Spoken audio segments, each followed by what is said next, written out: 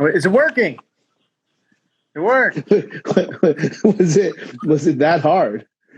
Oh, well, no, it wasn't that hard. I just didn't know what. So are we live now? Yeah, so the see at like the bottom, like Yeah. the Oh, there's there people. yeah, there's people. Oh my God. All Oh right, my people. God. There's people. Yeah, some you'll know and others are just they just want to hear two people who they sort of know yap. So and then sometimes they'll type in things at the bottom Like and questions. yeah, you or they sometimes people will do this where like you'll get kicked out and then I'll let someone else in, but I've never really done that. Okay. I see. Amazing. That's great. So we're That's live. great. Hey, All right. it's also not only not that hard to do, but you do need the app. Yeah, that's what I didn't. Yeah, didn't I put didn't that realize. together. Yeah, Yeah, didn't put yeah. that together. I try not to keep these things on my phone because I'll just spend the day like wasting the day scrolling and stuff. So Well, you could find some like useful things. It's possible. yeah, I don't know. I spend most of my time on Twitter. I find Twitter to be the most interesting I because like I that. Yeah, I like that get the short, best. yeah, short bits of information. Yeah, I you feel don't. like the Instagram live thing though. I feel like I don't know what I'm supposed to do, and I feel like Allie is judging everything that I'm doing right now because she was like, "Oh, does he even know how to use Instagram?" So I don't know. Like I don't know where I'm supposed to put my hands. Am I doing it Yeah, right? Yeah, I I feel I like I'm being didn't judged. know I didn't know any of this either. And like for so many things, whether it was like my website that from like 2005 or whatever it was, like Yeah, I never wanted to do any of these things. yeah, Obviously I think it has utility to accomplish other things, but people don't believe that. They think I probably really enjoy these things. I enjoy talking to people, but like this made it. This was enough of the barrier was low enough where I would do it. That's what I'm trying to get at. That's what I'm trying to and get so at. every Wednesday you do this with someone new. No, That's it hasn't been every Wednesday, but like usually for me, we just so everybody knows, we're not going to talk about certain things, but obviously I'm only here half the week, so I can't do it Thursday, Friday for other reasons. Mondays, you know, before a few weeks ago, that day was locked up, so it was always Tuesdays and Wednesdays. So okay. if I'm done by the evening with whatever else I'm doing with private people or training or whatever, Yeah. then I put it in. And I think the first couple people that I wanted to talk to, because what I wanted to do was a couple things. Getting back before I put three thoughts ahead of the first one, they were on the West Coast, so right now it's a reasonable time for most people. Like if you work in our profession, you could be done Yes. around 3-4 p.m., which would then 6-7 p.m. for me here. You could get people to watch or not blow up people's schedule. But what I wanted to do was a couple things. One, talk to people that you haven't talked to in a while because we're not traveling and you're not seeing people, and sometimes you just lose contact with people. And this was a good way Yep. to stay in touch with people like Greg or John Chamberg, people you just haven't talked to in a long time.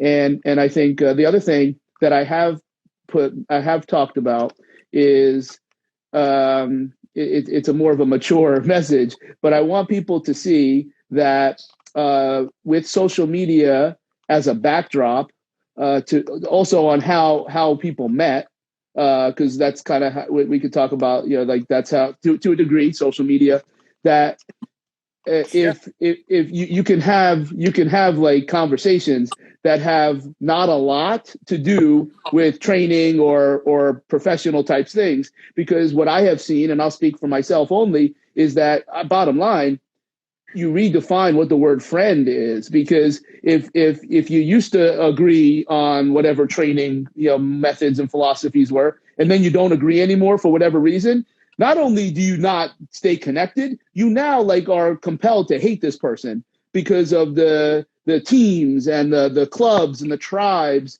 that different methodologies have. And I want to show, because I'm like, I've seen it happen both ways. It's like, there are people that I have a great relationship with, and we just don't talk about training because what they do is ridiculous. But it's their bit. But there's enough other things. There's like depth, and social media allows you to what appear to have a very strong relationship with no depth. And that's the other thing I wanted to try to accomplish, to show that like, no, there's more to it than just training, and what model you choose to employ to try and help people. So that was the other thing. So it was like Tuesdays and Wednesdays were the days that seemed to make the most sense. And how many? I feel like I watched. I think the fellow's name was Tyrone, the sprinter turned. Tyrone. Greg. Yeah. We did Greg. Who else? That one. I feel like I saw one other. I feel like I saw Rhonda. Three in them. Yeah, we talked to Rhonda. Yeah, she lives like next door to Greg, which is like probably not really very close. John Chainberg in Montreal, where I was very happy to talk about that one because that was when we went in there with Canada Basketball, and all the fitness models wanted to talk to me because they knew me from John, and they didn't want to talk to the 6'6" basketball guys. That was very cool. Which is a story that still generates great heat in warm-ups when we have our chats and start to listen to music that you don't know the words to. But I don't know who else. There's probably a couple other ones. So, but that's how we'll keep them. Look, I'm sure there'll be some that'll be more clinically driven, because these are people I want to talk to. Like I have people on the list that maybe the relationship isn't grounded in years of non-clinical experiences, but there will be people that maybe I don't even know, and it'll be more of a traditional podcast, and maybe it'll become a podcast. Right now, this works, where it just seems like a formal podcast is just more than I want to do, because then if you miss one, is no good. Like you've now blown up it's like a business. Yeah, I don't want to do that. Yeah, there's two issues with podcasts. One is there is a element of consistency that you have to maintain, and then I think the other is when you formalize a podcast, the discussion it goes away from being about a normal conversation that you might have if you were to pick up the phone, and it turns into something that is always very, if you had Eric Cressy on, it'd be like, so let's talk about overhead like it becomes very niche in terms of how you want the conversation to go, because you're trying to expose maybe a certain amount of content or a certain level of discussion to the listener that you'd like them to hear, those kinds of things. So I think that those are the two things I always find with podcasts, where it's always, and then you inevitably end up interviewing people. I mean, it's like I've heard over the years 20 odd podcasts with Robert Sapolsky. It's like, how many times are we going to talk about stress and life? Sometimes I'd like him to just have like a normal conversation and just talk about life. And that's exactly from that. Yeah, that's exactly what this is, and probably a lot of podcasts outside of training and rehab are closer to that. I wanted to kind of give this a name, but it's not appropriate. Just two dudes talking. But if I'm going to have females on here, you can't really get away with that. So, but yeah, like that's the other thing. It's just people talking. Now, especially over the last couple of weeks or months, we've talked quite a bit. But I don't think those topics are necessarily proper for here. But sometimes if you don't talk to somebody for a long time, this is awesome, because then it will like with Tyrone, for a number of reasons, that had a lot of gravity for some people, because we got into some things that probably no one in the world would ever think that we're going to be talking about. We could talk about things over the last 15 years that we've known each other that'll probably make people laugh. That's it's just a regular conversation. Maybe there is some degree of asking questions and somebody answering, But right off the bat, because we left it open-ended, Rhonda was like, I don't know how this is going to work, so I have a bunch of questions that I'm going to ask you. I'm like, oh, great, this is easy. And it just happened. It just rolls out. And if that could become a podcast, because look, we all listen to podcasts that are not in our profession, or at least you should. And I really do feel bad. But after a while, that type of podcast, because I will never say no. I will never ever say no to somebody, because to a degree, maybe that hurts them. And I have no reason to do that. If I can find the time to do something for somebody, I'm going to do it. You ask the same questions because they're really more interested in talking to me rather than gaining, or exposing information. So the podcasts that I have done that are like my favorites that I remember for like a long, long time are the ones that go off the path a little bit. Like and I don't know if they're successful or not. I don't know. I really struggle with, and I think you do too. I don't know what people want. I have no idea. I can't determine. Just tell me. Just fucking tell me what to. But then when I do that, nobody answers. Nobody wants to say, because they're afraid that what they want to hear is not good. I don't know. But yeah, that's really. If people have things that they want to hear, they can write in the comments. How many people are viewing this? I can't imagine many. So right now is 12. So it'll go up. Do you see it at the top there or no? I don't know. I don't. So maybe only, I don't know. Maybe only I see it because it's on my thing. Yeah. So now it's up to 13. So that'll go up and down. But the real views is when you post, when we're done. I hit save, and then George puts it on. Instagram and YouTube. Oh, okay. Yeah. Yeah. Okay. So that's where a lot of people do. I like doing this, like I said, though, because I just, for whatever reason, whether I'm right or not, I don't feel compelled. Like if something happened and one of us couldn't do it, it doesn't matter. But if you miss a podcast when it's supposed to go out, I just feel like that's more of a job. Yeah. It's a lot of pressure for sure. And I mean, I think that the people who, at least the podcasts that I listen to that happen to be all outside of sport, those, what I find is those people have committed a large portion of their business financial life to making that podcast go. It's sponsored. It's, and that's probably what also incentivizes them to stay on a regular basis. Yeah. That's not what I'm doing. This works. And if we plug into a different app and somehow it gets jutted out, the only big difference is like legitimately people do have the opportunity to ask questions here. But a lot of times you're just talking. I don't even notice it. Like I'll see the questions later. So I'm going to try and do a better job of that. Yeah. Hopefully people have questions. No stupid questions. Just ask whatever. Yeah. I'll do my best. We'll see. Do your best. We'll see. We'll see what questions come through. So I did mention 15 years. Is that about right? Yeah. Maybe 14 or 13 years. It sounds about, I would say probably 2007. So I would say 6, 7. Yeah. Where 6, you just moved to Phoenix. You were on you started to post. I don't know. Was it called strengthcoach.com? Was that what it was? It was called michaelboyle.biz. michaelboyle.biz. That it was a changed a lot. Site. Yeah. That changed because that was at a time before. It was the time when dinosaurs roamed the earth. So we're talking like 65 million years ago, right here. It really was. Know what was fascinating about it, and now of course it's morphed into strengthcoach.com, which I've been so busy I haven't logged in. I don't even know if my login works anymore. But at the time, in 2005, 2006, there wasn't stuff like this. People weren't blogging yet. There weren't really podcasts yet.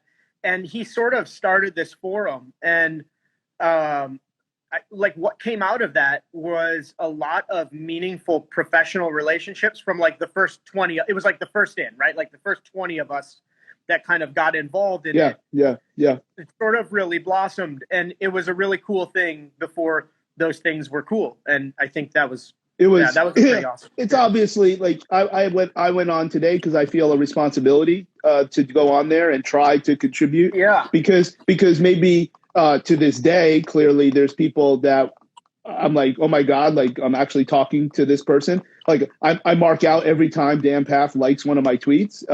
But if it's true that's how other people look at someone like you or I, that's why I go back on to do it. And it's significantly different in terms of the types of conversations that was 15, 16 years ago. Yeah. But that's go back to like your first question about what I'm trying to do here.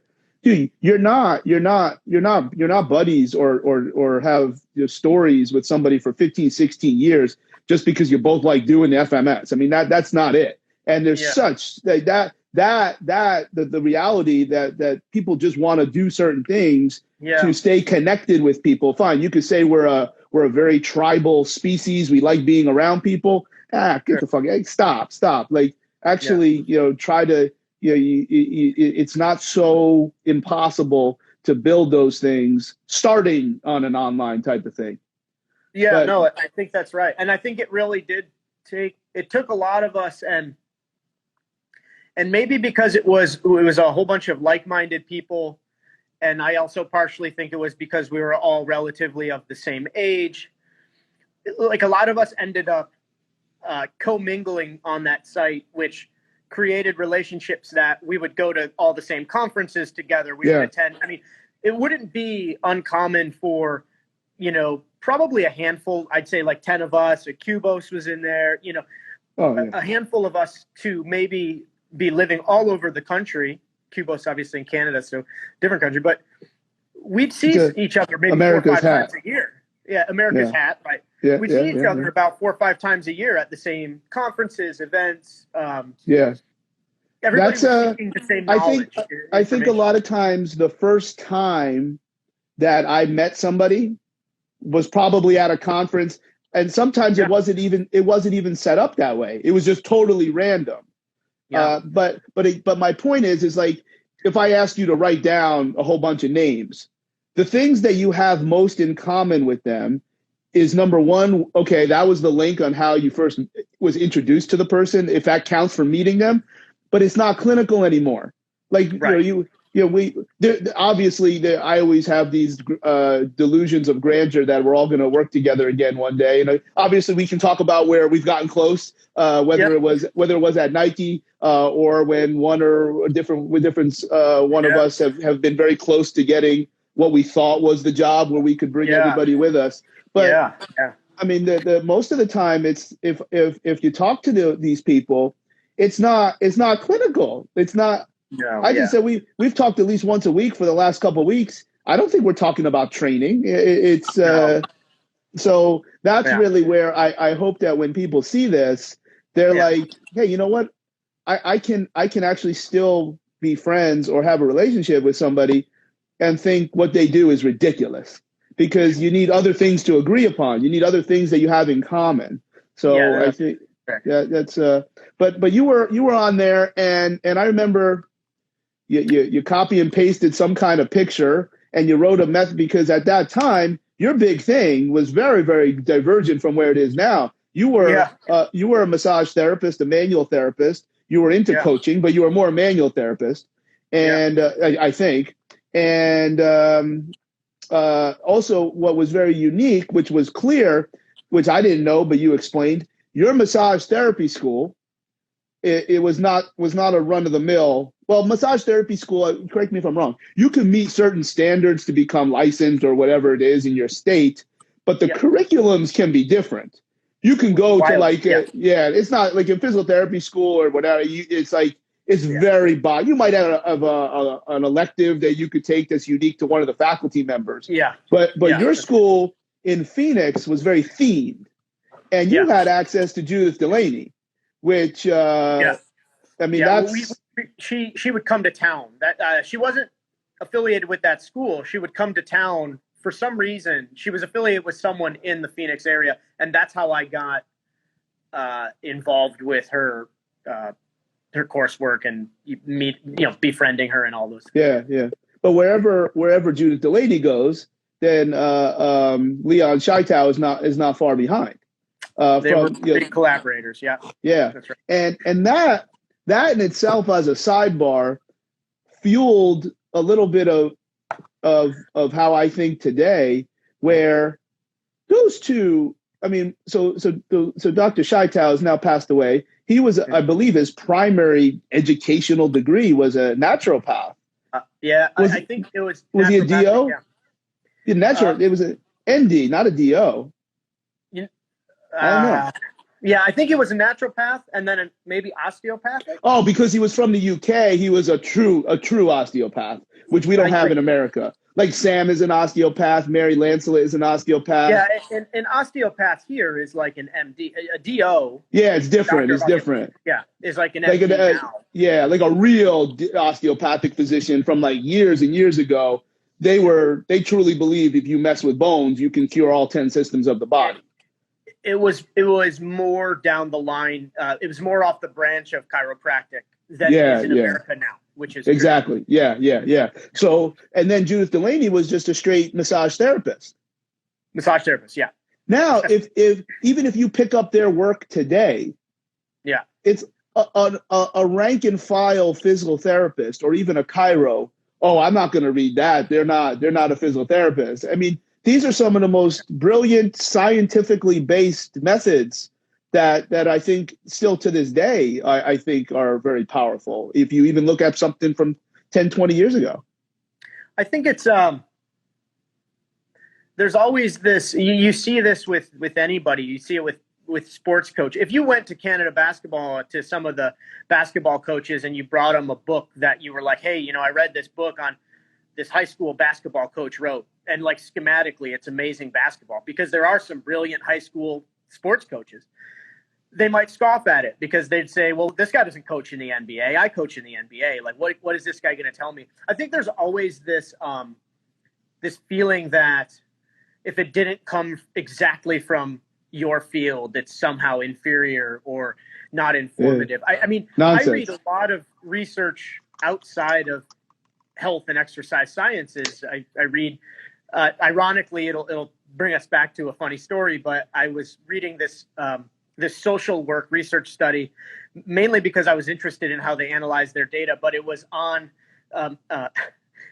methods of application to decrease the activity of pikas. So teaching them to like not eat crayons and stuff like that. Dude, you're so full of shit. Dude, you're so lying. I swear you're so lying.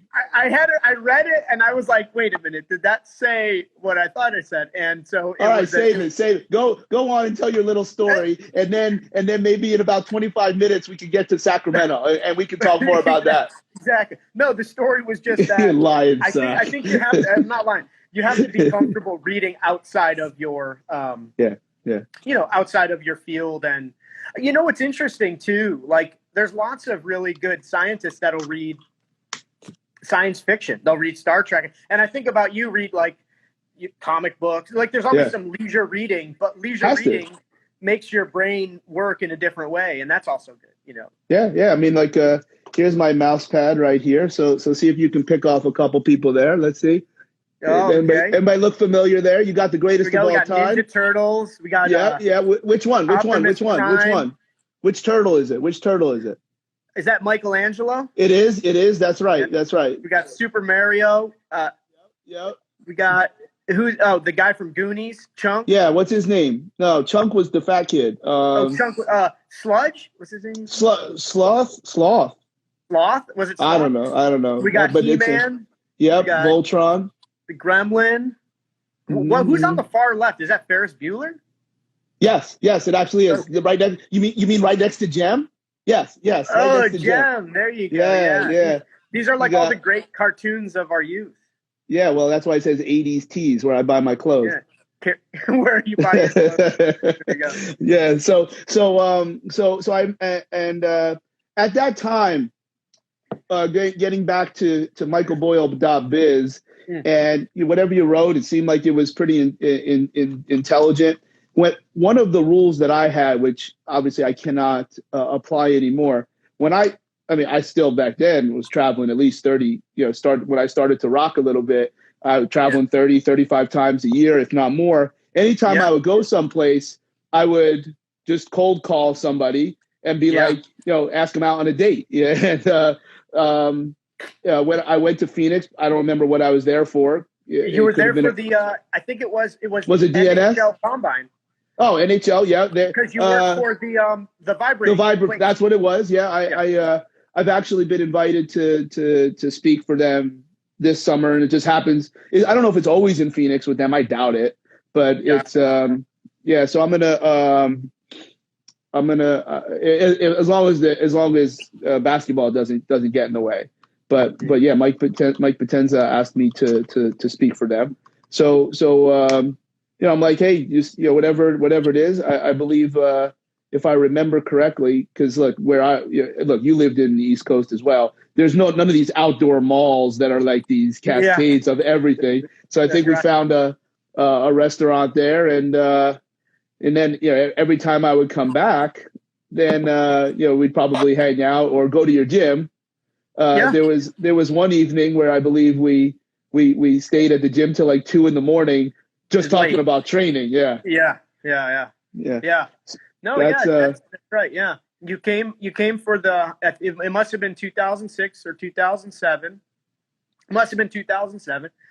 Yeah. You came and, we hung out at the NHL Combine thing. That's right. Yeah. But that's where whatever list of those people that I'm sure there's quite a few in common. Tim Vagan, older than us, but in that same group. Daniel Martinez. Darcy Norman was around a lot. Absolutely, yeah. You saw you knew Darcy because he was still. I think he was still in. He was still there. I'm sure there was seminars of all types because Phoenix is a big time place for to have things. Trying to make this go away. Jazz would obviously then work in Canada basketball. Phil Snell would be around. Yep. When DNS started to come through there. In particular, yeah. Oh man, I laugh because it's just it is so cool to go back. Yeah, the cliche that, oh my God, I can't believe what I did 5 years ago. Yeah. And look, DNS has still got some very, very significant and powerful concepts that are incontrovertible. But that jumped the shark a couple years ago. It's for a lot of reasons why other things jumped the shark. Which really that's just part of growth. I think when you think about that group of people that you just named, and you go back to 2005 and us all jumping on that forum and then meeting at these conferences, I think that was another piece, aside from being into training, being all, same age and things like that. The other piece to it that I always felt was really compelling was that it was almost like a cohort of people that were interested in continually seeking knowledge. It was like, have you read this paper? Have you read this book? Have you gone to this course? And I think that's something that's really important. And so you think about these things and, wow, what did I do 5 years ago type of things. That's just the natural evolution of the people in that group, which is like hungry for more information. How can I make it better? How can I improve? And I think that's one of the things you don't always find that in any field, health and fitness and physical therapy or rehab or whatever aside, in any field. Most people get to where they want to be, and they're generally pretty content with doing what they do. We could that'll be a good exercise for us both to not get into specifics, because I'm at least very comfortable saying in pro sport you see that a lot. And I think it's I think there's some of the organic reasons, whether we think they're genuine or not, is that's just for one man or woman to decide. But the real reasons is, think about the whether you genuinely love what you're doing. There might only be one of 30, that you can do. So you're gonna shift your focus of excellence to not losing this one of 30 things, rather than being awesome and being the number one of the 30. A lot of times, how much you get paid I'm very open in talking about in athletic training. The average salary in the United States is, I believe, $45,000. Yeah. So if you're not working in pro, and look, first of all, there might be an athletic training position in major pro sports that is only getting paid that much. But when you move up the ladder, you're double, triple, quadruple that number, which is very normal. Sure. You're going to act some kind of way if you lost that opportunity, because an athletic trainer is not a very respected thing in the open market. Like, you train soccer moms? Like they don't even know what an ATC is, which is a very legitimate healthcare professional. By education. So you act some kind of way. There is a licensure that you need to, obviously, a standard that you need to uphold. The problem with it is outside of working at a sports team or a university under a doctor, technically, the life on the outside is really. Yeah. I mean, you can work as a physician's extender, or you can work in a PT clinic, not even as a billable aide, like you're a tech, Right. Those are, right. You got to go to California, where so one of the other folks we've had on here was Ethan Chriswith, who's a program director of an athletic training program in Southern California, where in that state, athletic trainers are not regulated. They don't exist. Okay. So you can do anything you want, which would explain why that joker up in Sacramento was doing what he was doing, because it's just like, so they basically don't have a set of rules to break. So then it's incumbent upon a PT or a chiro or some other profession to say they're breaking our rules. And that's how, I remember walking in there like, how the hell does this even work? Like, because there's very few states, if any, where a certified athletic trainer can practice. Can do that. But getting back to the point, of what you recognized, you look at that group. I mean, there's some, aside from the bias of being legitimate friends with those people, a lot of those people have accomplished some really, really cool things, whether it was privately or in more celebrated workplaces. That's but you and Keith had a gym. You shared a gym space with somebody else. No, just us. Yeah. You shared with Keith. And you began. You were doing your manual therapy, but also training people.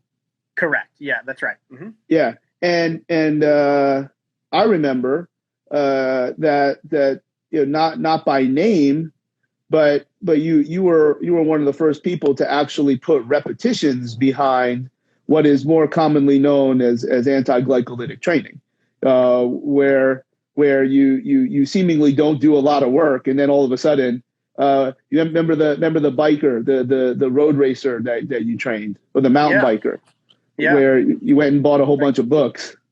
He was actually, he was going to ride Tour de France. So he was very good that you said that. Very good that you said that with a little accent. That's awesome. I don't hear enough of that in Canada. Thank you. I try and be cultured. No, he you know what? He was a big cyclist, and he had signed up the prior year to do parts of the Tour de France to raise money for his daughter's best friend who was dying of cancer. She had a small child, so he was raising money. So you'd go out and you'd ride the actual course, through the Pyrenees, through the climbs. You'd ride parts of the actual course before the site, the day before the cyclist, and then you'd watch him come through. And he had done it the previous year, not raising money, just on his own, and it absolutely floored him. He couldn't finish. So he paid this money to be there, and he couldn't finish it. So he said, this year I need to get my butt in gear so I can raise money for this, woman's child. So he had come to me and he said, look, I've got a cycling coach that I think I'm going to use. And, I really feel like I need to do some strength training and blah, blah, blah. And he was a wealthy man. And so I said, he's like, I talked to him about the program, and he was like, well, maybe you could just write my cycling program. And I was like, geez, I've never written a cycling program of this nature. So I was like, let me get some books and I'll put together something and come back in a week and I'll have something for you. And he was like, well, let me just buy the books if you're going to study for me, I'll buy you the books, which is a very generous thing to do. And so that's what I did. And I put together this program, and he absolutely destroyed the ride. I mean, just guys, 20, 30 years younger than him, and he's doing all the climbs, all the same climbs, through the mountains that the cyclists do. So it was a really big, that was actually a really cool thing to train someone for.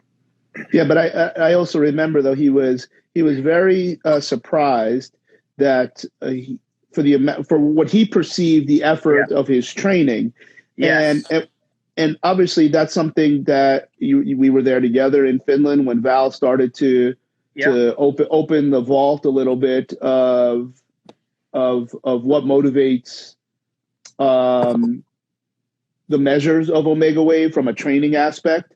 Yeah. And regardless of what those training measures are or aren't, you still have to train. I mean, that's what it is. Like he would always call it a solution.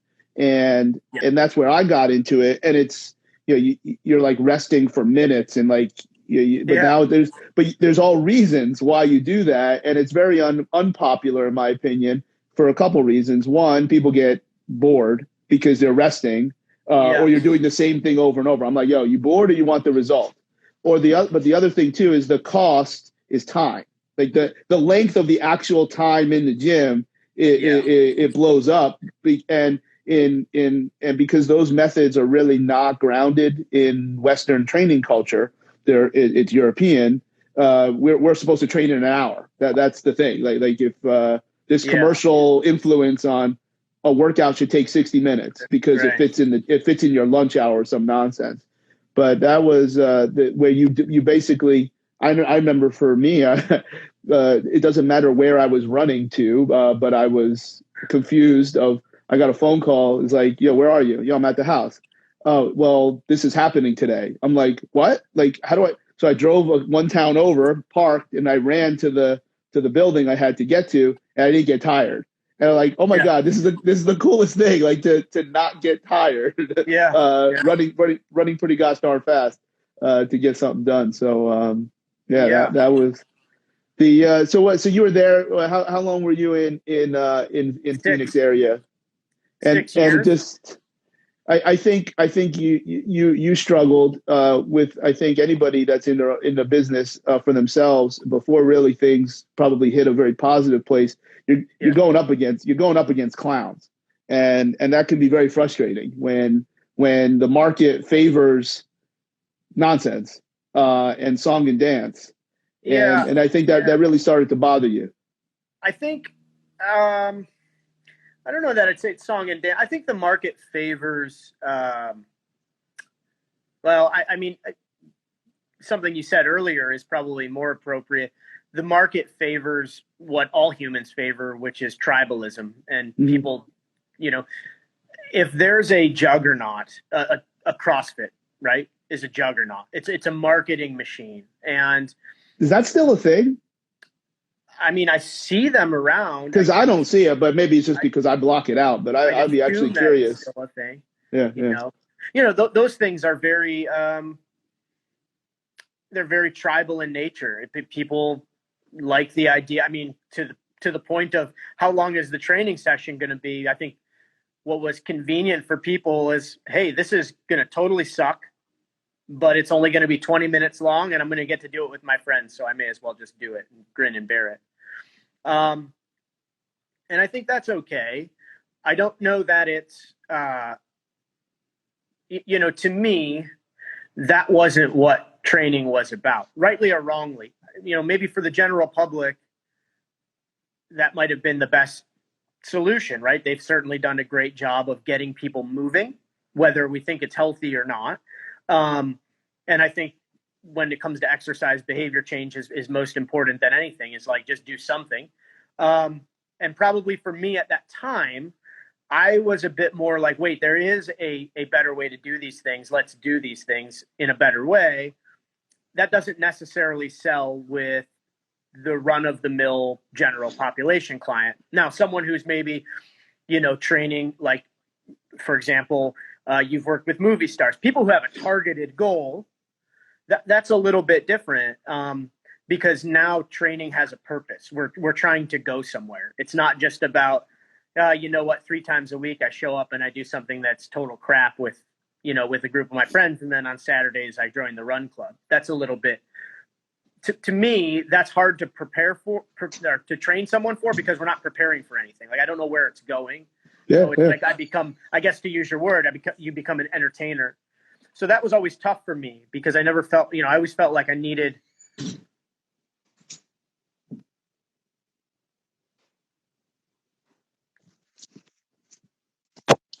Oh, there you go.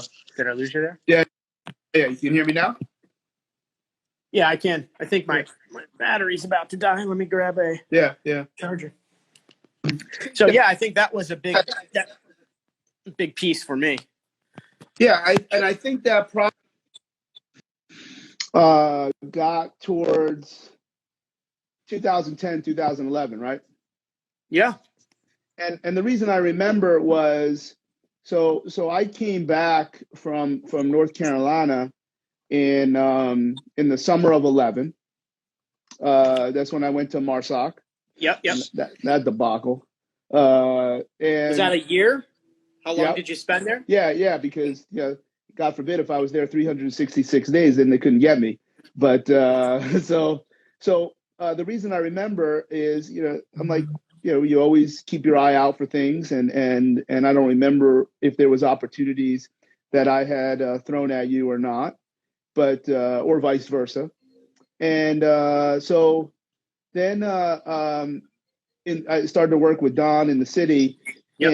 And in the fall, that really, I started in the fall, and things really started to click for me. Like there was, okay, fine. Like this is cool now. We're a lot of boxes are being checked. Yeah. And I think it was probably very late in the year, so it might have been like December. That's when Keith and Paul made an informal offer to me. Where they just said, like, look, this probably isn't going to be the right thing, but we just want you to, it's on you to say no. Whereas if they didn't do that, and that ultimately was the role you took, and I think if Keith and Paul had messaged me like maybe a month earlier, you would have taken. Maybe. Yeah. But then what was really interesting is, we because I was already signed, but not working there full time at Nike, and we started to come up with names, and I'm like I put your name into it, and I remember Keith saying, because we've talked about this, it's not like this terrible thing. Yeah. I don't even think he'd be interested in it. I'm like, well, maybe he's not, but at least talk to him. Like, this would be a fantastic thing. And obviously every experience has positives and negatives, but then that job, we all got to meet people. We talk about meeting people from michaelboyle.biz. Now we started to meet people that were in sports that were not very big in North America. And we start to meet the guys that were really the ones writing the research papers. We were the ones reading the research papers. Yeah. And I look at that for you, and that kind of charged your engine to get to the stuff that really motivates you today. Yeah, I think that's right. Yeah, the research board that we had access to was incredibly powerful and influential, and I think that's probably a lot that pushed me in a certain direction in terms of how I might think about things, but probably more importantly, how I might approach asking and then answering a question. Yeah, but this is where I can speak for myself. I mean, I don't know who hasn't, but okay, like you kind of need to know at least some of the things that a guy like Carmelo Bosco was talking about. Mm-hmm. Now, I first found Bosco because I was into that vibration plate stuff. Yeah, that was his. Yeah, and Galileo, wasn't it? Wasn't that? Yeah, exactly. Yeah. But then his student that you saw his name all the time was Marco Cardinale. Marco, yeah. Mm-hmm. And I've been to his house. I mean, to this day, it's like I don't know that I ever would have met Marco Cardinale if he wasn't on the Nike board that got put together. That's right. And Aaron, Hey, who Coots. I just Yep. texted yesterday, and Yep. Aaron is, we had dinner. So we played our friendly games before China in Australia. In Sydney. So yeah. So wow, look at that. What's up? So we had dinner just ourselves, and we talked a lot about how the strong-minded sports science crowd looks at certain things in a very particular lens, and then vice versa. It's like, well, you can't do that. Well, who the hell are you? You don't train anybody. And it becomes this Yeah. stupid game of pong. Yeah. And now in Canada basketball, we brought in Aaron for an entire week, Yeah. and we're like, which and like open it up, like yeah. So I mean, there's a lot of things from that week that we could talk for a whole hour about. Yeah. But I remember what he said is like, he's like, no, there's nothing wrong with what you do, because I could defend myself with science and physiology very, very quickly. I may not know the list of papers that said that, XYZ in 2019 said this, and that's why I'm following it. And I Yeah. said to him, I said, I look at research as a very linear, ideally univariant process for most research, because it's easier to do. If you have less variables, you can have less subjects, etc. And then if it's linear message, like if this happens, this, and that may or may not have a lot of clinical value. Sometimes it does, sometimes it doesn't. But I look at the real world is multivariant and nonlinear process. So research isn't useless. It just can't be like, you can't tell me what I'm not allowed to do. And that's where Aaron said that's exactly right, because you're a heuristic. It's like your heuristics drive the research, and like your ideas that may be not grounded in a research paper, that drives the next research paper. That's where we met all these people, and that's where, now he was a little bit quicker to say that Sam was a little bit off the reservation compared to me, but Sam's an osteopath. They think differently, Yeah. and he doesn't have like a magic rock like other people in Toronto have. But it's is that fair what I'm saying? Because I know there's many research methods that Yeah. don't have to be like that, but I don't think a lot of people even know what those research methods are. Research doesn't have to be linear, and it doesn't have to be, bivariant. If A happens, then B happens. A lot of times, particularly in medical or health fields, you want to do research like that because you're trying to understand some sort of causal mechanism. Like, oh, if we influence A, what does that do to B? Now, of course, there's external validity and internal validity in all studies. If I control the internal validity, I control all of these variables so that I can most explicitly investigate the relationship between A and B, my external validity goes down, right? Because once I get into the wild, so to speak, there's A influences B, but there's also like C and D and E and F and all these other things. I think that's where you draw a line between, or people draw a line between what would be called basic research and what would be called applied or industry research, right? Basic research is what most people think about. They think about the scientist in the lab coat with the test tube, and he's dropping bits of this and that, and he's doing things to the cells and seeing what happened.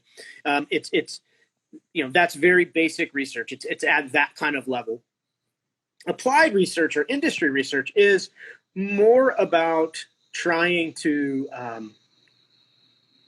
look at things in the applied environment, in the real environment, right? Like a great example could be like Amazon wanting to know, if I put the little click box to purchase on the right side of the page or the left side of the page, how frequently or which side of the page leads to more sales, right? That's a very applied type of approach. When we deal with humans, there's so many things that influence the outcomes that we might see in training or in nutrition or in rehab.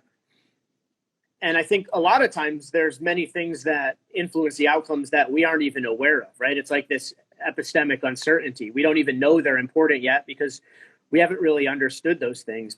So at the end of the day, I think what's most important, and, speaking about Aaron Coots and, from that same lab is Franco, and he's very much about this, is you need to really sit down and come up with a conceptual theory on why you think all of these things influence the outcome that you're interested in.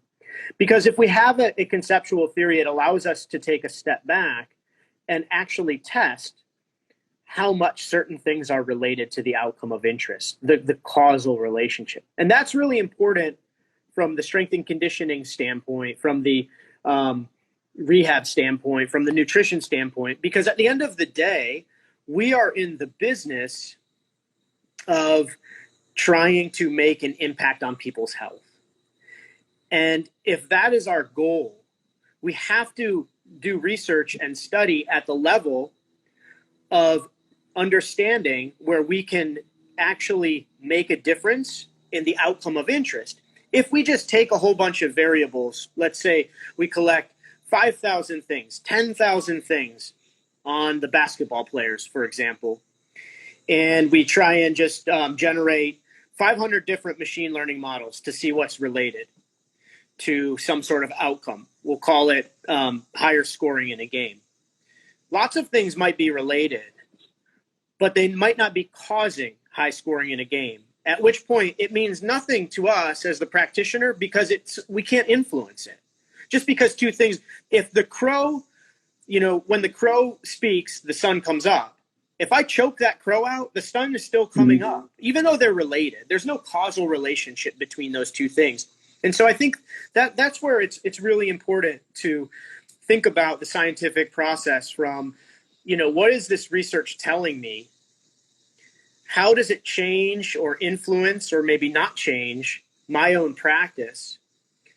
And what parts of this research do I, as the practitioner, actually have the ability to influence or impart some influence on? And that's, and I think when you start to get into even more aspects of the applied setting, teams and things like that, we're talking so much more about like social science than anything, like the way that people behave and the way that groups behave and the way that people interact with each other is so influential sometimes on how maybe a team works or the success of a team or the success of a player, that trying to distill things down to very simple explanations, we do it as humans because, I was listening to this podcast this morning, and it was this fascinating scientist, and he was talking about how he was on vacation in Australia, and he found a purse lying on the ground. So he picked it up, and it had a saying on it, and it said, life is simple, but we make it complex. And he was like, and I just looked at it and I was like, this is the dumbest slogan ever. It's the other way around. Life is incredibly complex. We try and make it simple because that's how we can rationalize the complexity that we see. So I think, thinking about science as a vehicle for us to understand or best understand the things that we as practitioners can influence and maybe have some sort of positive gain in, that's really important to me in terms of how I think about it. I think, and obviously, just we can go back to a story where I was doing a seminar in Seattle, and that clown that was in the room was asking you had a period of time that you were going to present, and he started asking some ridiculous research questions. And you were like, do you want me to answer? I'm like, yeah, go ahead, go get him, and professionally blew him up, but I really wish that the because what you said is incontrovertible. It doesn't really. Now, we had a good time poking fun at him because, just so everybody knows, he was disruptive and very, very silly during the entire course. So he got what he deserved. But I don't care that he's a bad trainer. Like I don't, it doesn't matter to me. Like it has, it doesn't hurt me. I wish the people that followed through on the back end of the objective process that you just described. If I don't do what they say, it'll be cool. And unfortunately, we don't see that a lot. We don't. I think, and I also think the disdain that clearly exists of people that make money off of a message that they don't approve of, whether they're right or wrong. We're not going to blow up anybody on this, but clearly there's research that's like wrong. Okay, like it was actually good research because someone else could reproduce it. They found that the data was completely erroneous. I don't care that dude goes out and does seminars, but other people do. And to me, that's almost more about them. I wish, because you see that a lot. You see that a lot. Like if the people that have a higher standard above heuristics, yeah, they look at what other people do, and like the message distills out to, you're not allowed to do that because my standard is this. And rather than care, like you know, it's not only do I not care if they're going to poke, yeah, it might feel like a bee sting. I don't like people saying negative things, you know, but I could probably also throw them down the stairs if I had to. Yeah, but which is, you know, be careful with some of those jokers. But you know, I'm not above having my professionalism challenged. But they're like, why did okay, that's like your role, your passion to find that level of truth. But if someone doesn't choose to follow it, just shrug your shoulders and be like, cool. How about them Cowboys? You know, like that's which goes back to the very beginning where because those people usually have nothing in common. Like if you don't know them well enough to talk about other things, well then you know it's and then some of the more polarizing things that really get people's feathers ruffled. It's like it's very hard to really plug into even the most novel models of analysis, because it's like everything the stuff that's like a blinking yellow light. Like so you have 160 degrees of shoulder flexion.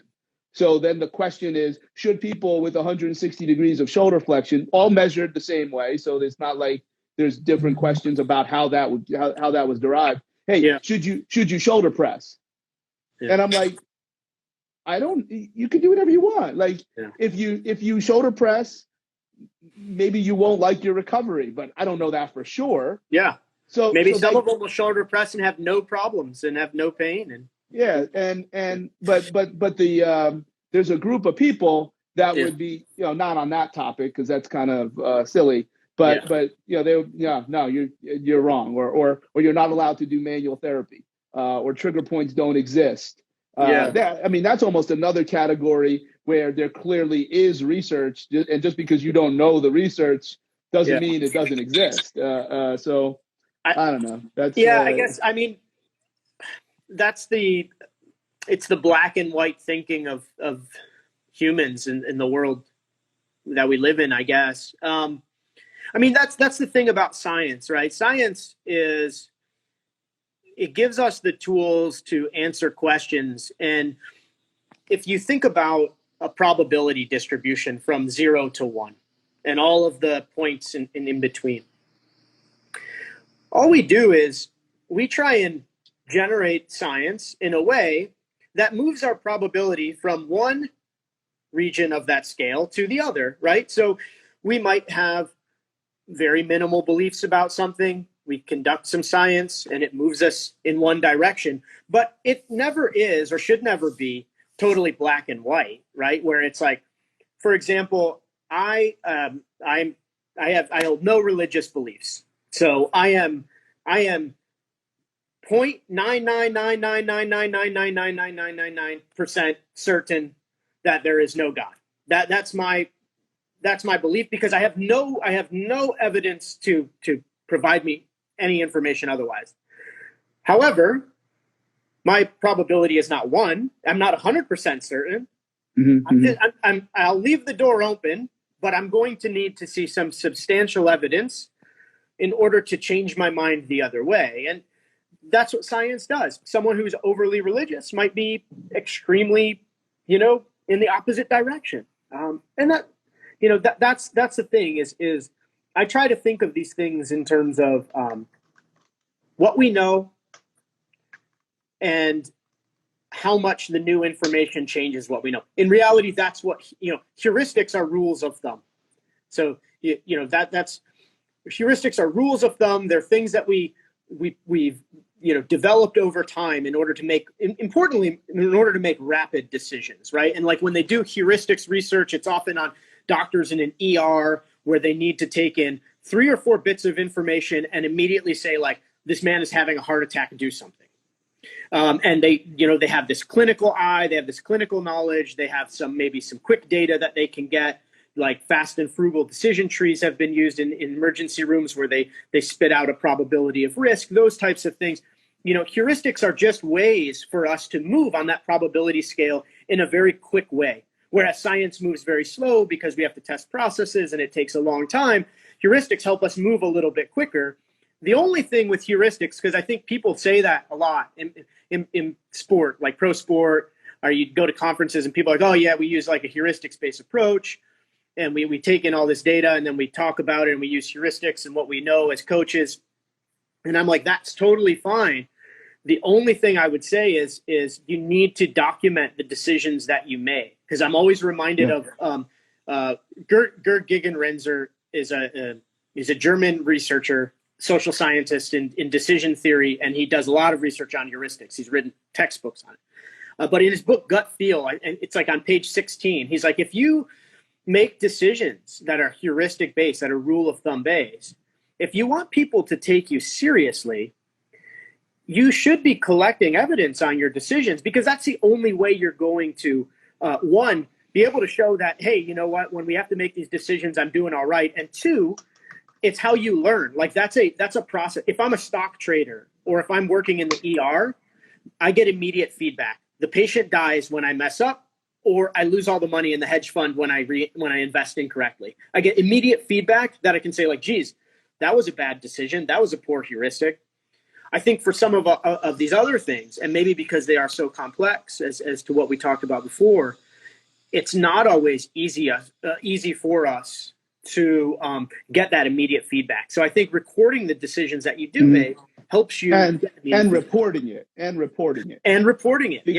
because you've heard me say this a lot. Like, I get very frustrated in maybe a similar vein than how I'm criticizing others. I am not allowed to tell you how many times I'm right without telling you exactly how many times because I'm not 100%. No one is 100%. And like these jackasses that put out training programs and they all log in and post their Instagram stories, which you have Instagram, so you'll know what it is. I'll get to see it. And it looks like all these people are so thrilled, except I'm the ones that see the ones that need surgery, and they're not really that keen to put that up on social media. So that really frustrates me, where people don't or like, oh well, this player, and this player work out with that guy. So, okay, can we talk about the other 7 guys that all tore their ACL from working with that guy? And I think that's what you're saying, and that really irritates me. No question. It doesn't even matter the standard. Where I'm a little bit amorphous is the standard of what one person requires. Yeah. Doesn't have to be what someone else is, as long as someone's not being hurt. But again, that's a man or a woman is gonna decide that. Yeah, I don't care. I don't care. To a degree, if some Yahoo is training or doing rehab in a particular way. But when we go to an ART seminar and they say, oh, this protocol is brilliant, it worked. No, you got to tell me when it doesn't work. You're telling me it worked every single time. I had this jackass come up to me. I presented at the PGA golf show. Mm-hmm. I did my thing. And of course, I get a little frustrated when people come up at the end to ask questions. Why can't they just ask them, when there's Q&A time? Because they're weak. And so he comes up and he said, you shouldn't have referred that person to the doctor. because if you had used a muscle energy technique, we've been using it for 50 years and we've seen it work 100% of the time. I said, I don't believe you. 100%. Yeah. Yeah. I wish it was, because I would have, on the mic, I would have said, like, I don't believe you that you have 100%. That's, you're not telling the truth. Maybe you don't remember the times it didn't work, because that's human nature. And he wasn't even trying to sell something like most people, like they're trying to sell. I make it very clear. I'm just trying to sell winning. And here's how I think I try and win. I'm not saying I win all the time, but that can be a very, interesting thing that I thought you'd be able to add something. But let's stop with the serious stuff that people thought that they would hear. And you mentioned that, and I'm not sure if I believe you. You mentioned that you found a study. I didn't find the study. I was reading this study. And you read the study that now I say Pika a lot. Now all my stuff is packed up here. Pika is short for Pikachu. However, Pika is a tribe of some type of people somewhere that eat chalk and lipstick and whatnot. Yeah, it's a disorder of people that eat things that you wouldn't normally eat, right? Like lipstick, like crayons. And we were first exposed to this concept at a seminar in Sacramento. Yes, a closed door seminar. Yeah, so me and Greg talked about this. Yeah, where at that time we were all kind of in a situation, the group that you're talking about from the internet. Yeah. And we were all in a position where we could travel. Like we were not, most of us are not in the same position anymore. So but the change in how information was being delivered was starting to get very irritating. It was very clubby. It was very insulated. So that we were like, well, what if we hire you and it's off the board? So you're not going to teach on behalf of your company. You're going to teach us what maybe you would have taught 10 years ago. Yeah. And that way you could go off the reservation and we'll control the room. So you'll get good questions. People won't be afraid to ask questions and this and that. Yes. And that, what a first of all, Sacramento, where I almost was run over by that's not my favorite city, but where I have clients, obviously got folks from basketball that come through Sacramento. So I said, Sacramento is called Sac for a reason, because that place is a sack of trash. It's bad. It's bad. It has been confirmed that we were at the good mall. A lot of times some of these places, they're like a good mall and that's the not so good mall. We were at the good mall, and I still almost got run over by what appeared to be a 57 Cadillac with 35-inch rims. Yeah, that's right. Yeah, that place was a mess. But we went there to get the froyo. We had to get froyo. That's right. And we walked in. Yeah. I believe I addressed the young man that was going to give us the yogurt as a name that was not his name. You picked a name. Yeah, you picked a name and you just said it. And he was a good sport. He didn't correct you, and he just kind of was like, yeah, whatever you want. I mean, what do you want? Like, just kind of kept going. Like, he had no... No, that would be that wasn't the first time I've done that, or other people have done that. What you're going to do is you're just going to walk down the street or whatever, and you're going to, instead of just waving or head nod, you're going to call them the name. And here's what's going to happen: you're going to just make up a name. So it's like, oh, hey, Billy. And here's what's going to happen: they're going to respond back very implicitly. They're going to wave, and then when they're a little bit behind you, they're like, "Who was that? How do I know that person?" And then when they're too far away. Billy. Called me the wrong name. Yeah, he must think I'm somebody else. Yeah, no, that was that seminar was. I think we talked about it with Greg. I think because there was some people that had some internet cachet in the room that the speaker was not interested. He needed to make sure he was the top dog, and I think that was part of it. But he just brought up Pikas for no reason. Well, he was talking about some sort of treatment, and it was some sort of osteopathic thing, I think.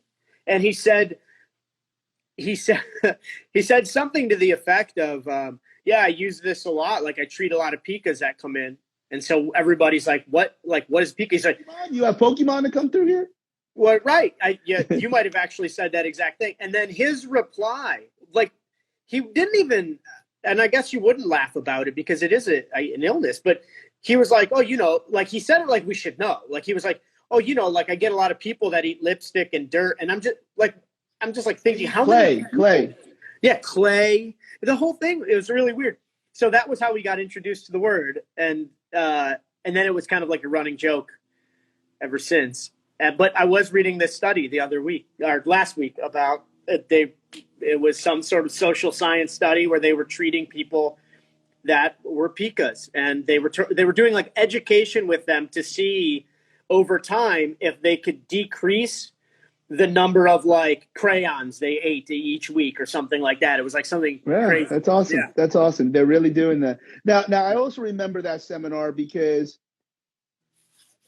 in the first 2 days, I was vocal, maybe, me being normal, my normal personality or whatever. And I was like, just show us what you do. Like, just please, we just want to see what you do and learn your perspective. And it was really genuine. I don't think anybody was coming at him because it wasn't just me. It wasn't just me that was very irritated. Yeah. And I remember, when Greg and I were talking, we didn't remember who, but a few weeks later, it was confirmed that it was Mike Ranfone, who was the model that he had do some kind of gait analysis. He did the walking analysis on Yes. And I remember clearly, he's That's like, right. Do you see it? Do you see it? And I said, I don't see a thing. None of us saw anything. It was just Mike walking up and down. What a doofus. I don't know. I mean, I'd be curious to know if you like seriously had an ailment and you went to see that. He had like all of this knowledge about lots of things, but you could tell he was like such an abstract thinker that it was hard for him to relate it to anybody. Like he was an incredibly bad teacher of information. Mm-hmm.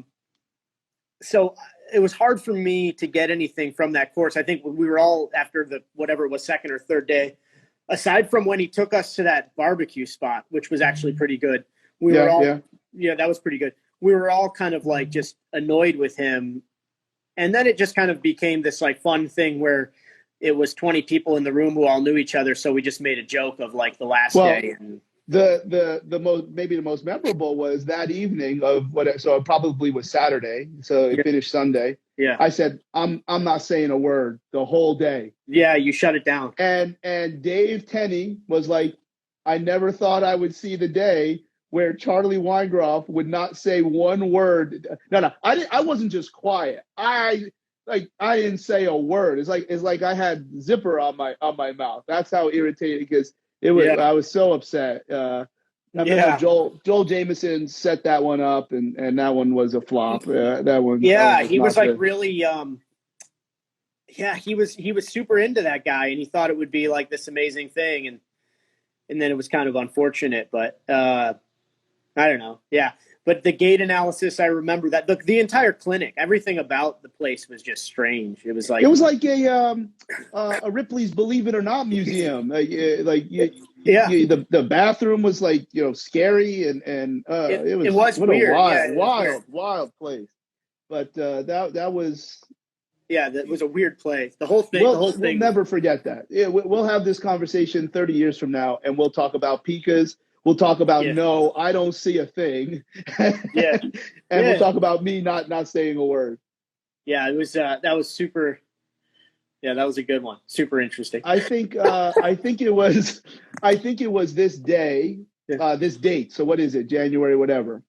A couple years ago, I think I had just moved in with Allie, and I had not met her family.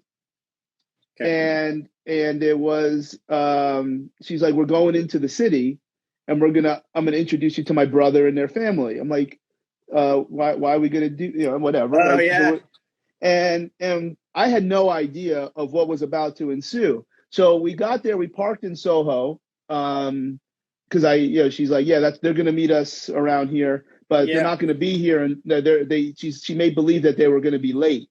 So now we had a couple hours. And like, all right, let's just walk around. So we walked to a couple places. I'm like, let's get something to eat.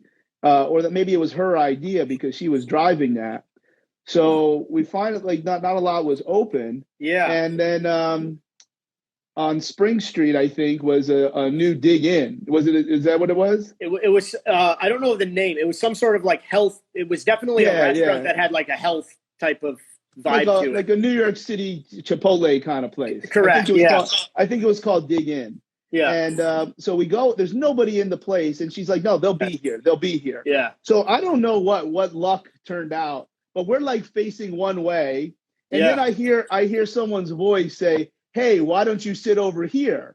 Yeah. And just like saying somebody's name, you turn around. Yeah. And from Portland, Oregon, you're sitting right there, like as some kind of surprise. And then we all spent the rest of the day together. That was very unique thing there. It was it was 2017. Must have been, yeah. Yeah, because later I remember talking about the Dolphins, and we had gone to Hugh's Kitchen. Yeah, which was a little bit further up north. Where that and that's like another kind of like it's more than Chipotle because they have like chocolate and other stuff there. Yeah, and it was really good. Yeah. Mm-hmm. And Allie was showing me pictures where she took us into the porno candy store. I was just gonna say I have some video on Facebook that she tagged me in where she took us into a porno candy store. And then, like, videotaped us walking around it, probably to use against us at some later point in life. But my reactions are like, she's like, "Do you like this one?" Yeah. No. No, that's no good. So that's right. What's a good one from Nike? What can we say about Nike where we won't get in trouble? I mean, the basketball camp was always fun. Doing that stuff. I think anything with Winsper was always pure comedy. We got the research all wrong. Yeah, exactly. I think those were always good times. I think, is that the jacket? No, that's not the raincoat. The one that you and Walter and Daniel Martinez wore. It was like a camo Nike jacket. No, I think that was the same conference. It was the same conference. It was the same conference that had that like silly camo. Nike, I guess, couldn't sell them, so they gave it to all the people that came to the conference. I think, that's right. Yeah. And, and we went to dinner that night, and I remember we cornered Dr. Greenhoff at a table, and he's a so most people won't know who he is. I mean, he's like a brilliant. He invented creatine. He invented it. He invented creatine. Correct. Yeah, brilliant physiology research. Very like Northern English type of guy. Large fella, like just kind of like happy, like a happy kind of guy. Very Northern English accent. And I don't know if you were drinking. I definitely was drinking. We were just having like a blast talking to this guy about like physiology. And you hugged him. You hugged him. Well, oh my God, that's what I was about to say. You're being very, like he's a big guy. I can't. I have a big chest. I'm plus 2.5 wingspan, just so you know. Yeah. But I couldn't get my arms around him. I couldn't give him a hug. No, you tried to give him a hug. I think you didn't get my arms around him. You actually had a phrase where he was telling us about like exercise and some physiology stuff, and you like leaned over and whispered to me, "I wonder what it's like if he got under some metabolic distress," or something like that. It was like something so derogatory where you're just like, "Oh my God." So that was the conference where somebody, it wasn't in our group, like it wasn't on the board or whatever it was. It was someone else from Nike who presented research that it was meant. I mean, it was kind of transparent, in my opinion, that they were promoting that children, like, hey, look, other news, fish swim, children fitness is important, okay? Yeah. And then it was presented in such a way that it was very easy to say, yeah, of course you want to target the children because they're going to wear Nikes for life. Sure. Yeah. So look, birds fly, children fitness important. Okay. Yeah. Then, You know what it was? Yeah, that's what it was. It was one of their initiatives. It was like a marketing person promoting their initiative it was too children and transparent. exercise. And that's when Paul used the phrase. Yes. Well, no, here's what it was. He stood up because in a very professional conference, you're usually going to go up to the microphone and you stand. You don't just raise your hand and be like, yeah, you.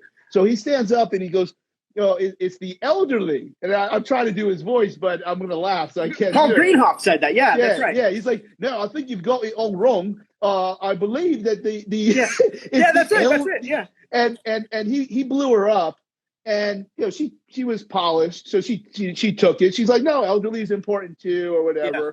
But Paul Greenhoff's got the goods. Like he had the data to make his statement that whatever she was saying, she was talking in more of a blue sky, which is correct. Nike land. He was talking like a sniper. But he wasn't. No, to be fair, because it wasn't him.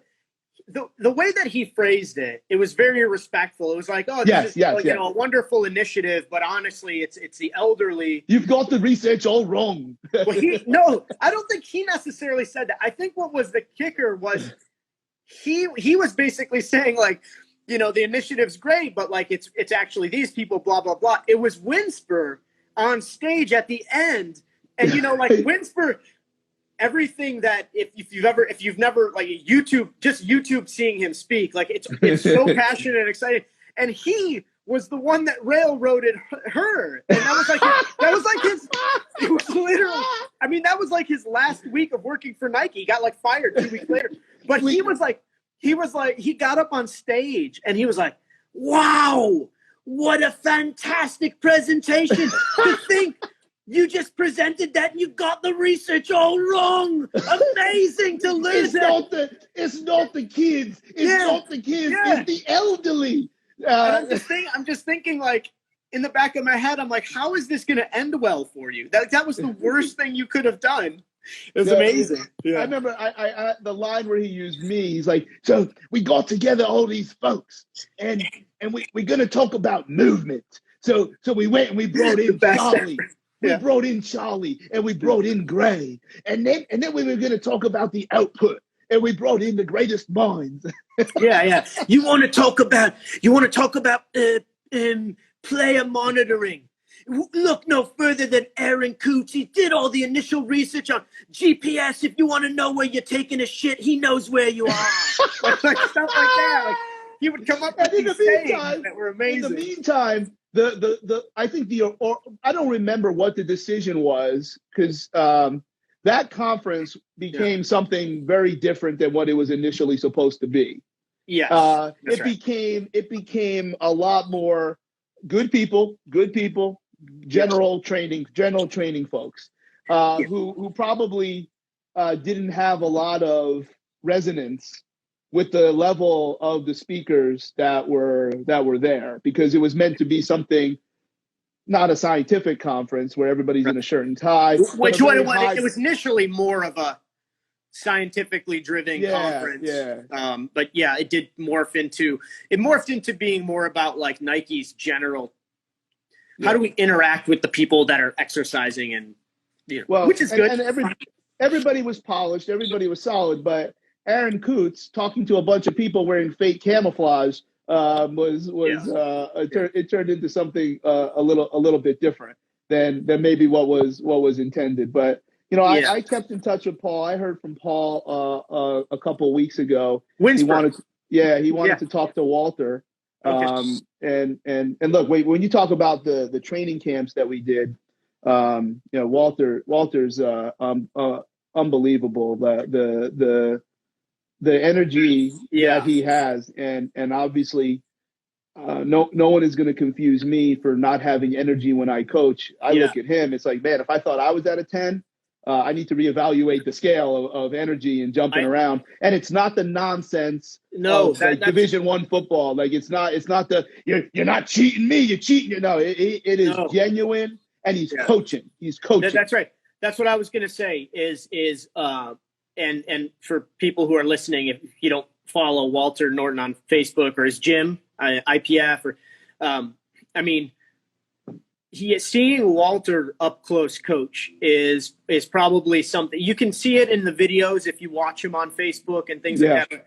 That is a real treat, because for all the people I think that believe that, strength and conditioning in college particular is all about these rah-rah guys bouncing around and not really coaching. When you see him do it, you're like, this guy can get a group of kids motivated to work out hard. He'll keep it as like exciting as can be, and he absolutely is like dynamite as a coach. It's amazing. And I think some of the opportunities that he had was early in the camp in question, because I don't think you were at the big one. Where he was so early in, so maybe the guys hadn't turned it off yet. But you're talking about motivating young people. How about motivating LeBron James, Dwayne Wade, Carmelo Anthony, Udonis Haslem, Chris Paul. So and the videos that are still out there, you kind of have to dig for them a little bit on YouTube. They are still out there. I remember sitting in the back of the room with Paul when he was doing, I think, what people would consider some kind of speed and agility. I mean, I don't really know exactly what to call it. It's training. It's training. Yeah. And I said, I don't care who made this stuff up. That's the absolute best coached segment of that type of training that I've ever seen. Yeah. And I had seen Walter coach before. I'd seen other people coach before. Walter Norton is clearly one of the most enviable, creates one of the most enviable environments, because it's truly something that you can't reproduce. Like, you can't learn it from him. You could watch it, but if it's not in you, and you can't do it. And look, there's other ways to do it. There's many different ways to train. But when we look back at some of those camps, and then you got involved in some of the later ones, just based on when you got to Nike, the core group of coaches was always relatively the same. But I mean, I've been lost on Nike campus. That sucks, because it kind of looks the same everywhere if you don't know where you're going. It's big, no doubt. And using other people's badge to get into the secret area. The areas. I think it's more. Maybe I shouldn't be saying that. It's more locked down now than anything, but no, those were good, and Walter is amazing. I mean, he's just absolutely. Like, wow. I would. Walter asked me a question once. It doesn't matter what it was, because it's not imminently positive topic, and not like he said something not positive. But really, what he was asking me was about a decision that I wanted to make, and he said to me, "Would you pay to have those coaches who would then become your colleagues? Would you pay for them to train you for an hour?" And I was like, "No, I would never do that." But I would pay to watch Walter coach. Yeah. I would pay to join his gym. That's it's interesting. When we set this up, it's like, what are we going to talk about? You see how genuine, right? We didn't think we were going to talk about Walter Norton, but just kind of goes. That when we talk about some of the memories from Nike, his watching him coach was really remarkable. So. He was. I mean, just watching him, not even coach, just interact with people, I think he's just like, I don't know. He's just like a really unique person. Like, his ability to engage with people, I think, is something where, I always try and look at like people and think about like what can I learn from what they do. I think there's people who go through life talking about what they do themselves and what they're good at, and not really, kind of like, oh, well, Walter can't do what I can do. But I always kind of look at it like, I might not ask Walter a question about reading science, but I can learn a ton from him about how to engage with people and get into a room and interact with people. And I think he just has like this amazing gift for And it. you would only know that by spending time with them. Yeah. And that goes back to two topics that we've talked about here before we finish this up. The Number famous one, BSMPG picture. that too, yeah. Which Sam Leahy will always remind us that he took the picture Yes. of all of us. Yes, that's right. Whenever but you see like how what you said about Walter you could only generate that type of commentary and that kind of emotion by spending time with him. Yeah. And I just wonder if a lot of the ardent research crowd that I gave you my opinion and we discussed for a minute, I think if they spent time with the people that they were admonishing and being very condescending towards, some, not all, they would be like, oh, okay, I kind of see your point. I kind of see where you're coming from. And then even from the very beginning on what I'm really trying to accomplish is like, you're allowed to disagree. You could disagree on very hateful things. But if there's like 7 other things, there's still layers Right. to the relationship. And other, because I think we have come across coaches that have that yelling rah-rah, where they're not coaching, they're just yelling, or even if they're coaching after the whistle. So after something not good happened, then they tell them what to do. It's and I think that's very frustrating because if that gets in the public eye, then we're all judged by that. Do I really care? First of all, my arms are bigger than that dude's anyway. But do I really care that he's out there doing that? It's not my gimmick, but he doesn't hurt me. But in the where that line is drawn is, well, now the world sees that and they think that's what I do. And when I don't do it, I'm judged negatively because that dude's on TV. But you know what? None of us know that dude. And I know a lot of people at that college, and they're like, yeah, he's not a bad guy. It kind of sucks that people kill on him. Well, you're kind of asking for it by wearing sleeveless shirt in the middle of a snowstorm in a football game in the Big Ten. But is it even the Big Ten? I don't know, Big 12, whatever it is. So what is it? I don't know. I guess I don't know what school. Northwestern. Oh, yeah. Big Ten. Big Ten. Yeah, it is Big Ten. Yeah. Yeah. He's a wonderful guy.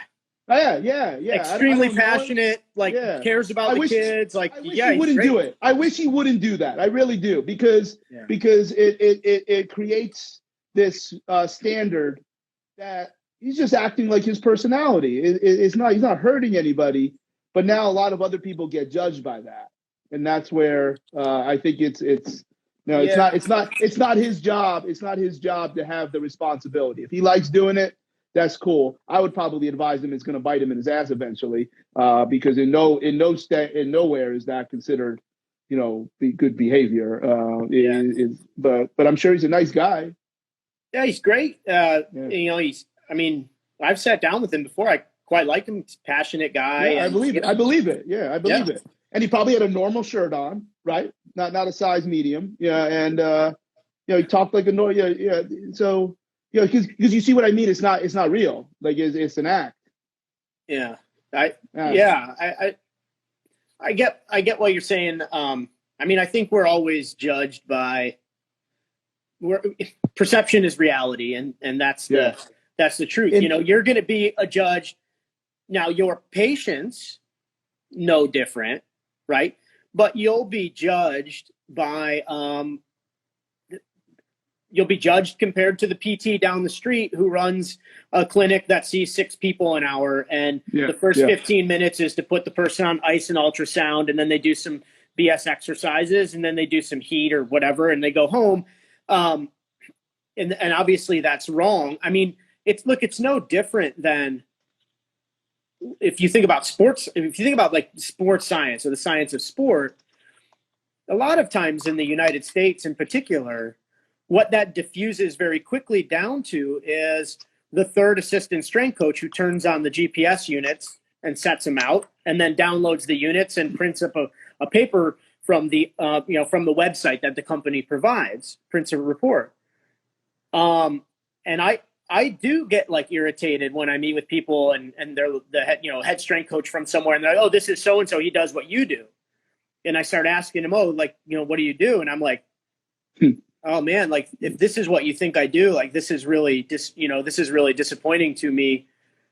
I mean, it's unfortunate, right? So I think, we're always judged by the perception of those things. And I think it's just for us to kind of raise the bar or show people why, if, Yeah. if a doctor in your town said, you got to go see Charlie, the good news is he's going to help you. The bad news is he doesn't take insurance and it's going to cost X amount per hour. But the good news is you'll probably get better quicker, and he's going to work with you for the whole hour by yourself. That might be a hard sell for people who are like, wait a minute, I can pay $20 copay to go down the street 3 times a week for the next 12 weeks to get my knee, ultrasound and stimmed or whatever, Yeah. It's what it is. Yeah. It's what I even remember in 1999, my first year in the NBA with the New Jersey Nets, Rich Delatry was the head strength coach. Rich his name doesn't get thrown about as much, but he's really very much in that clique of Rob Panarello and Al Miller, Johnny Parker, Al Vermeil. He was remember. So if he was with the Nets, you got Johnny Parker was with the Giants. I mean, he really is in that group. I'm not sure exactly why he's not named as much, but he even said in 1999, he's like, "Yeah, Charlie, they think we do is hand off on the bench press and stretch hamstrings." Mm-hmm. And here's somebody who, in my mind, again, I'm biased because I was a young coach and trainer with him. He was saying that even then, and he's a legend as far as I'm concerned. So but that's where I bring up the example because you might probably you're confirming you're a really good person, really good strength coach. So you can see that we don't have to agree on one thing, but you can do other things, and that's really I think a message that I'm trying to get across here. So yeah, I think that's good. Yeah. I mean, I think you're exactly right. And just because people the other thing too, I think about when you were talking about like, the very hard edged research crowd and the standard that they feel like everybody should be held to this. The other thing I often think about a lot is, social media doesn't always allow the platform to exchange ideas.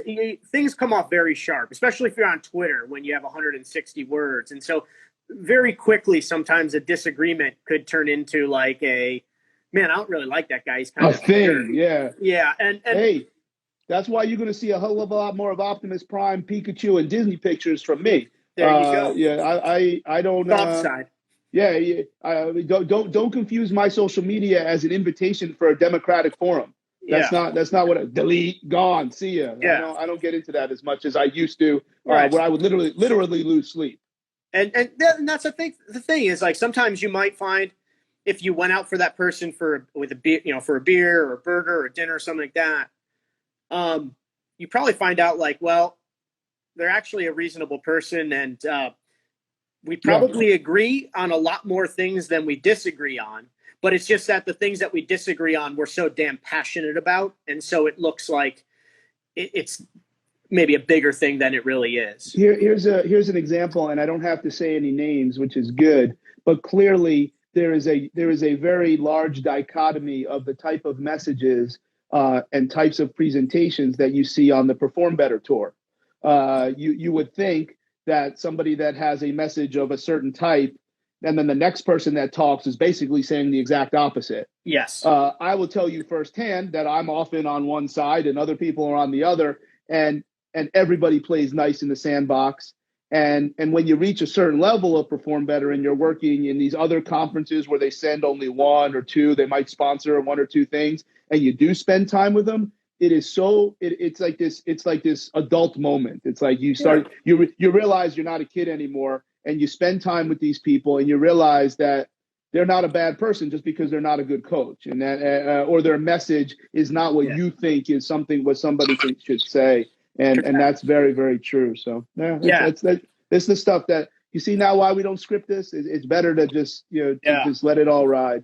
No doubt. So no doubt. All right, man. Let's put a wrap on that. All right. There we go. My first Instagram live. And now you can delete Instagram, right? You'll be good with that? No, I'm going to keep it, but I just don't know. I don't take pictures, so I don't know what I'll put on it. It's only for pictures, right? And videos, yeah. Videos. Maybe I'll do some videos. I think there's a way to write messages, but it comes off in like a picture. Yeah, okay. I'm going to keep it, and I'm going to mess around with it now. All right, man. All right, we'll talk to you later. We'll see you soon. Bye. All right, be well. Bye-bye.